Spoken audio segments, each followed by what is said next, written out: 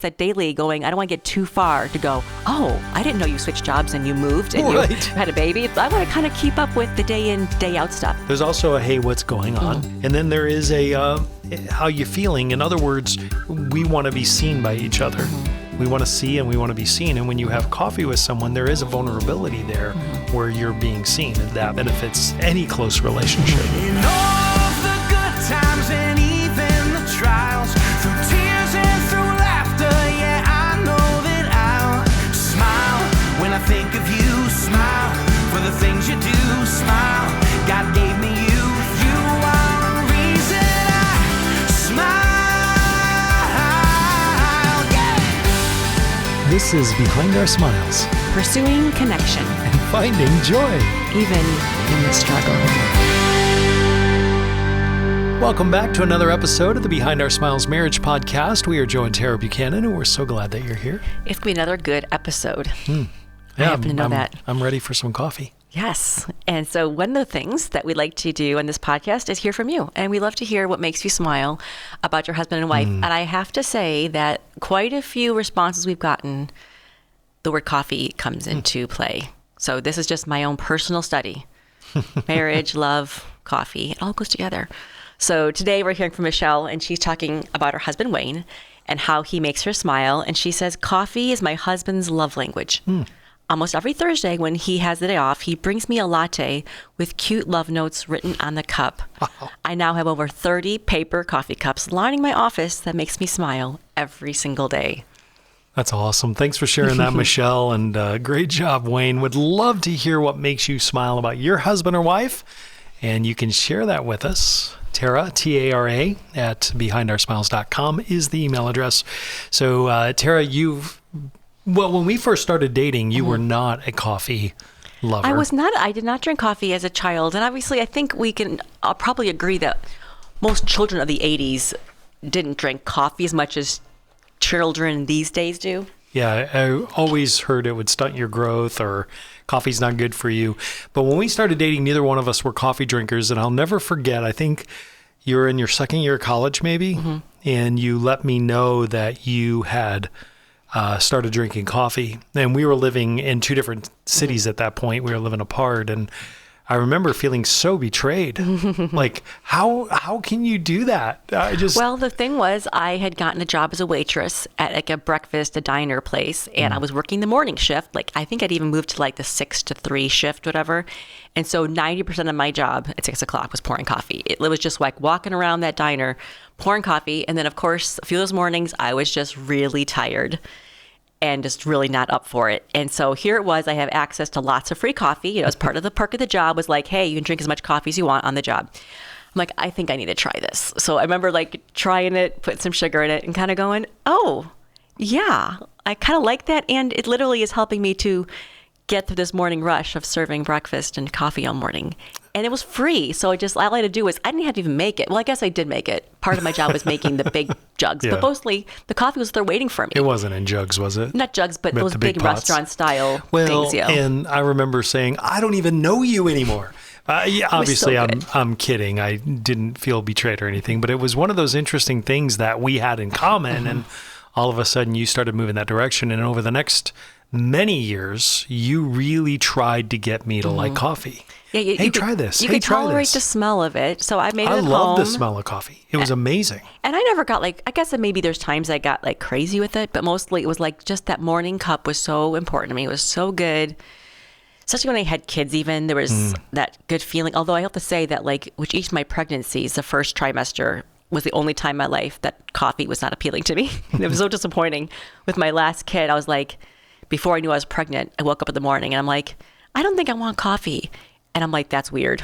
That's really weird. I should not feel that way. Something's going on. I immediately started preparing for number 4. But that's the only time in my life I kind of don't crave it. It's just that it's just something about something, you know? So yeah, you'd make it and then we'd be out and about and you'd try to get me to try a latte or whatever. And I never liked it. I always felt it was bitter and I could always taste the coffee. And my opinion was it's an acquired taste drink. I don't want to spend the time acquiring the taste. And so this went on for years where you just kind of enjoyed your coffee without me. Well, and granted too, like when I started drinking coffee, it was like black restaurant coffee. It was not these fancy things we have right now. Coffee shops are starting to become the very true. rage. And so as it became more the rage, I was like, okay, Joe, you don't have to drink this plain black boring stuff from a restaurant, let's say, like almost like church basement coffee. You can drink this stuff with all this shenanigans in it, and you still couldn't be convinced. Even with And I all would the try fancy it. flavors. I could just always, in the aftertaste of the bitterness of the coffee was always so there. We are carrying on with our life, and we're married for many, many years, probably 10, 15 years. Well, Sawyer was a baby, Yeah, so so our we- fourth was, we had all 4 kids Yeah. at the time. And you were back to drinking coffee because he was born. And it had been a particularly rough night where Sawyer had been up all night. I don't know if he had been sick or whatever. So I hadn't gotten any sleep, and I had to travel. I had to drive about 2 hours for some meetings. And you, being the incredible wife that you are, would not let me leave the house without some caffeine. Well, you were struggling. You Yeah. seemed like you weren't going to make it. Well, and I almost canceled, but I was like, no, I'm actually doing okay. I can make this. And it was a very important meeting, so I needed to be there.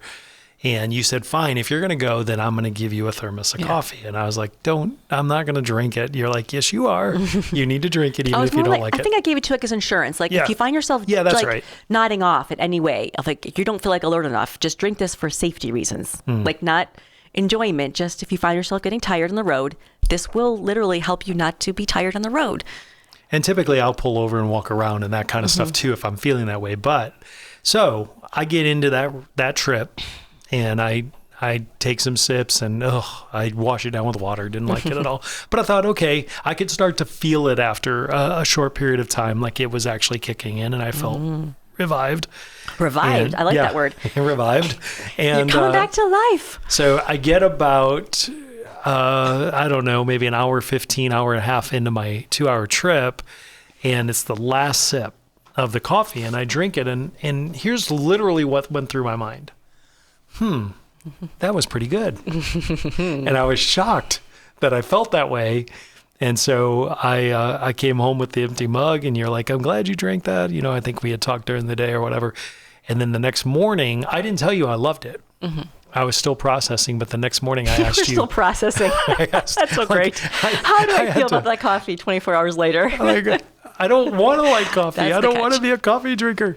But anyway, the next morning I said, hey, would you fix me a cup? And the look on your face was priceless because you're like, I've been waiting for this who day. are you? And I've been waiting for this day. And then the rest is history. I never look back. Now, I mean, we still have different coffee patterns and different coffee habits. Yeah. We're identical, but we both can say coffee is a good thing. Tara drinks more dessert than coffee. And so sometimes on a Saturday morning, I'll be like, hey, I'll have it Tara style this morning. And I can't watch her make it. I can't watch you make it, Tara, because I would feel just- guilty drinking it. And now, granted, too, I need to be very clear. I drink regular cream and regular sugar. I don't do fancy cream. I don't do fancy sugars. I don't even do syrups. I'm not a snob at all. I just like cream and sugar like the way it's supposed to be. But the ingredients are sugar cream coffee. Yes. There you go. Lots that of cream and order. sugar. So the cool thing is, though, so I always drink coffee in the morning. And at this point in our life, our family life is starting to shift just a teeny tiny bit where suddenly the children can sort of kind of carry themselves on in some way. And we had an older daughter who's keeping track of the toddler. And so in the mornings, I'd wake up to coffee and we found ourselves saying, hey, let's sit on the front porch together and enjoy our coffee together. And it was suddenly became this little tiny, what do you want to call it, little microcosm of peace, even though it was always not a long time. But it began a habit for our marriage. It became so good. And I'm not sure if it was the bench, if it was the weather, or if it was just the coffee that made the difference. Well, it was an intentional move, though, because I used to sleep until the very last moment. Before you had to go to get work. ready to work, hug you, and then head out the door.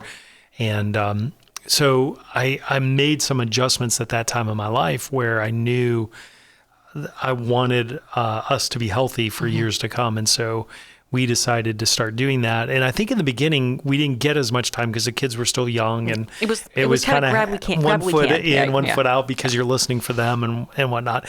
But as they got older, it was really cool. We started to see almost within the first couple of months, we started to see the benefit of starting the day that way, of really giving each other the beginning of our days.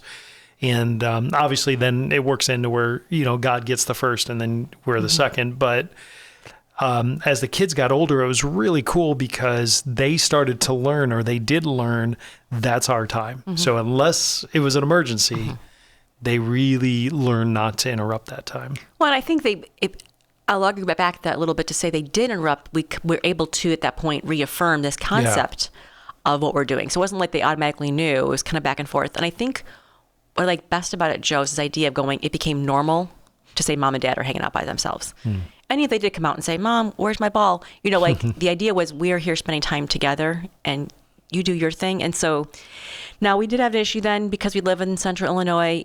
Many, many, many days of the year, it is not nice enough to sit outside. It's quite a disappointment to me. But well, in that home too, we had a overhang, so we could during the summer months, even if it was raining or storming, it was kind of cool to sit out there. But you're right, you get into late October or actually early October, and the mornings are just in their 40s. My threshold's like 54. You don't like to be out there, so. But anyway, we did kind of transfer that to our indoor spot. It was not nearly as conducive for that time alone, especially when the kids were around much. It wasn't quite as comfortable, but we kind of still committed to that time. Like, okay, the couch is not as nice as our porch, but we're going to make this work still and enjoy the coffee together. And again, conversation was good, the coffee was good, and it did kind of bring us together in terms of spending intentional time in the morning. Yeah, it helped us connect on a higher level. So then there were less surprises of things that we're doing in our lives. We were more on the So I think about this, though, in general with coffee. So that's like how we started our thing. But when someone asks you, quite a bit, it's a very common thing in our culture now to say, hey, let's go get a cup of coffee, right? And, what are we saying by that? Well, first of all, we're saying we love coffee, and it's always good. But obviously, it's way more about that. It is this, bid for connection to say, hey, let's hang out. And I think coffee is like the idea of going, we don't need to have a whole spread, a whole meal, a 5-course dinner. It could be affordable, even though coffee prices are pretty ridiculous.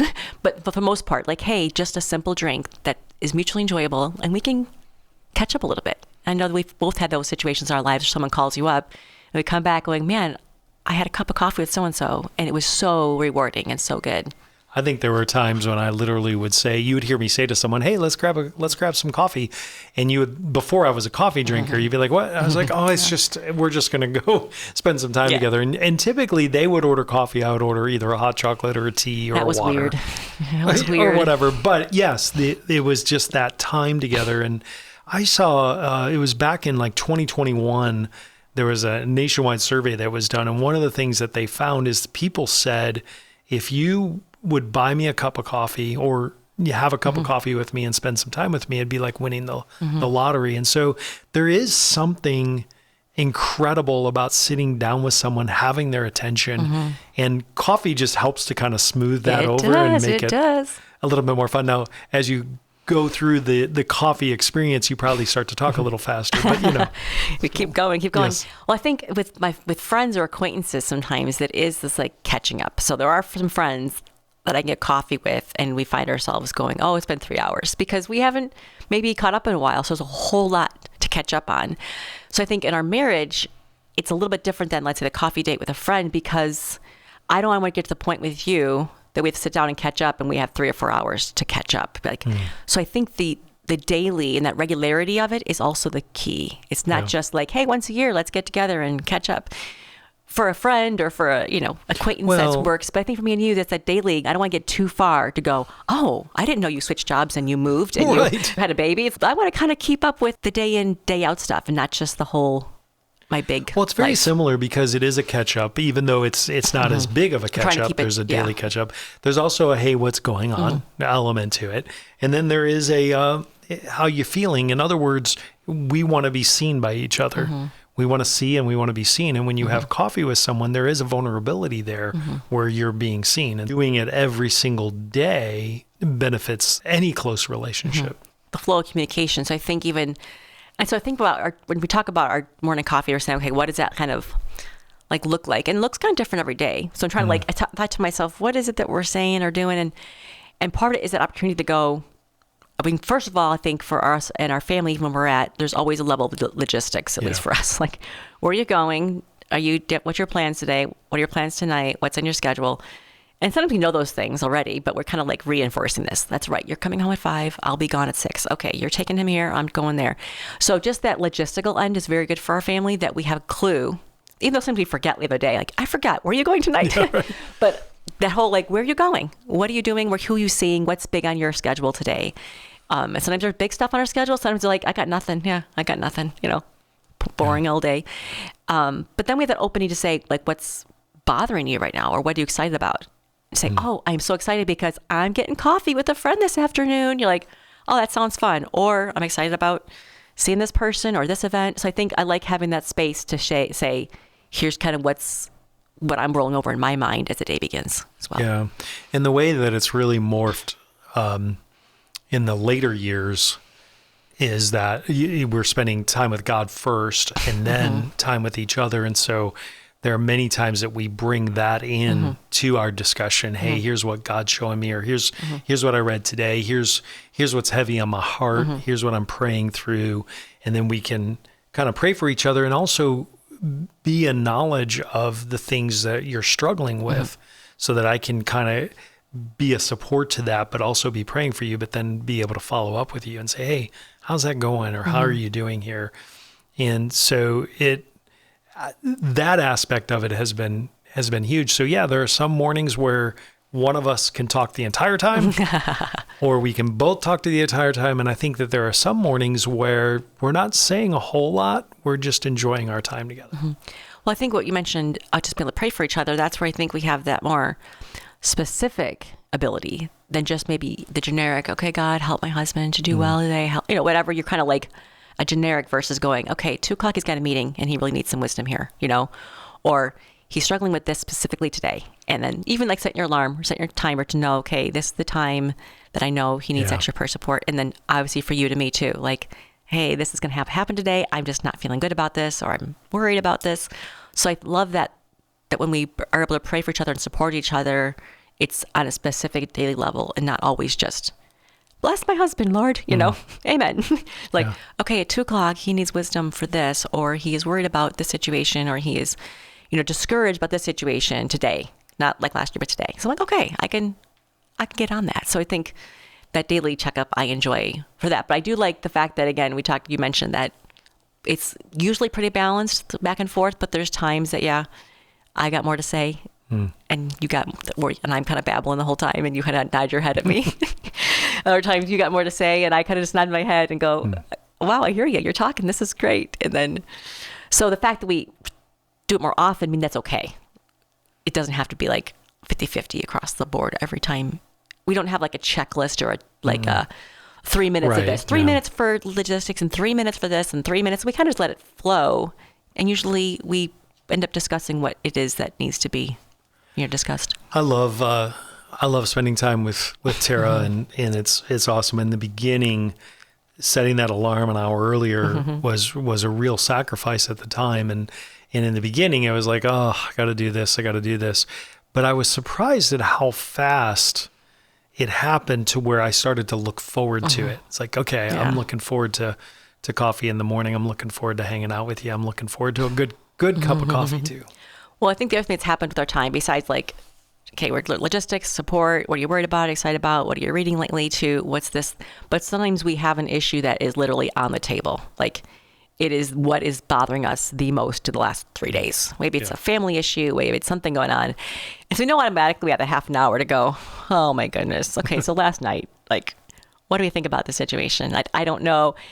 So those are kind of the problems that we can't solve in a half an hour coffee date, but we at least have a little space to go, oh, I don't like this. And so related to that, but obviously with having grown children, there's always something going on in each of their lives that we're like, okay, how do we guide them? How do we support them? And all those kind of things going on that keeps us really busy. Like that could be like a 3-hour conversation every day with. Yeah.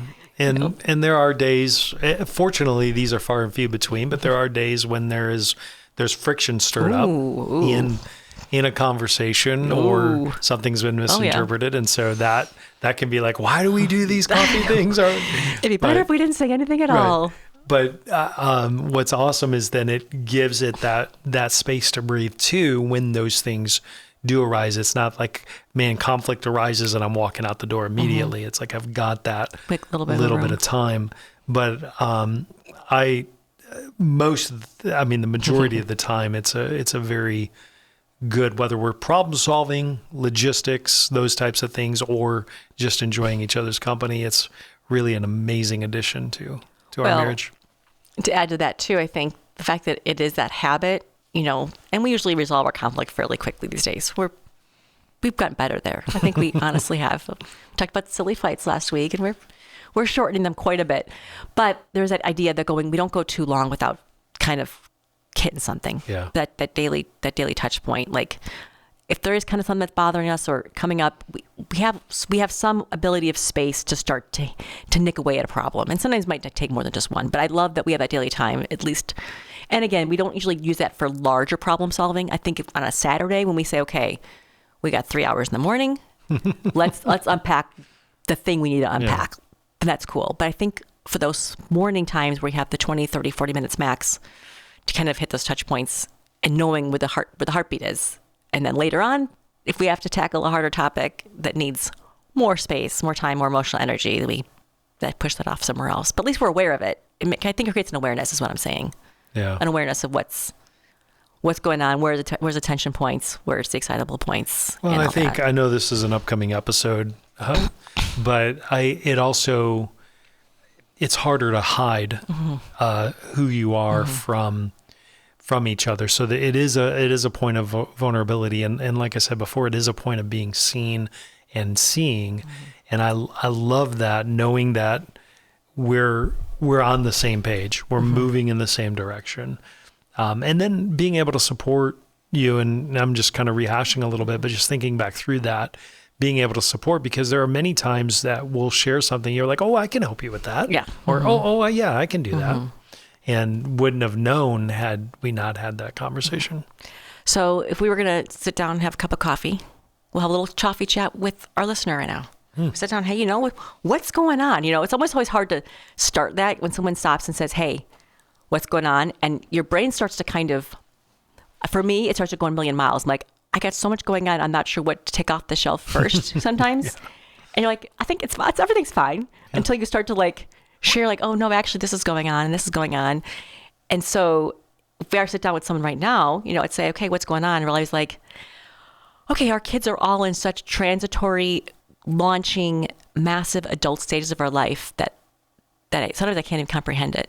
So when I sit down with a friend and sit down with someone having coffee, I'm like, especially with my friends who have kids in that same age range, to go, how do you comprehend this? The fact that before the idea was, how do we get the kids to settle down and play toys? Now it's oh my goodness, everything is changing and changing so fast. And so for us, that's kind of where we're at in our lives right now, is navigating a lot of those changes in our family. And they're almost all good changes. It's just something mind blowing for me personally as a parent is what I'm kind of working through right now. Joe, what about you? What it's like? If someone asks you a cup of coffee, what's going on in your life, or how are you doing? Do you have that instant answer, or you're so much I can't quite pin it down? No, I think there is an element of that where there's just a lot in your brain, but I think at any given time we're all wrestling through something, right? Everybody's fighting something, and so there's always something that's on your mind. And for us, like you said, whether it's we're concerned about the kids or we're in a healthy way, we're looking at the changes that are coming and how that's going to impact and how we can best align ourselves to be support.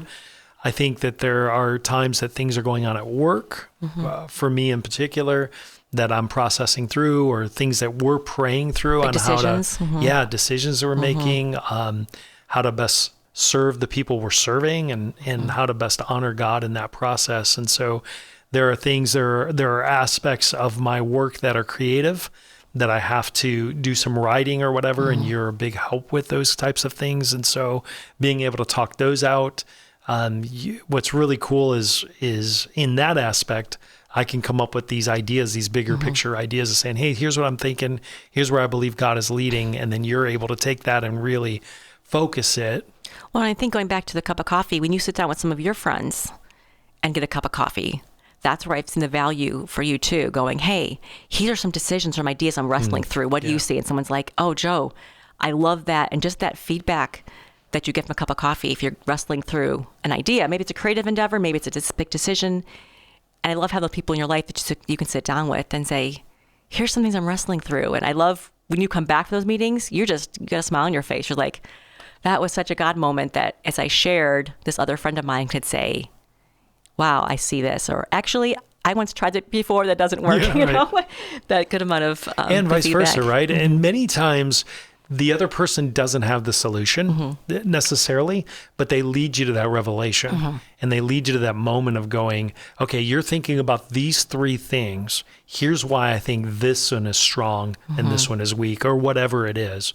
And so, yeah, there have been incredible moments like that where I've either gotten a revelation to a decision that, it was a God moment of something was revealed, or vice versa. And that's always fun too.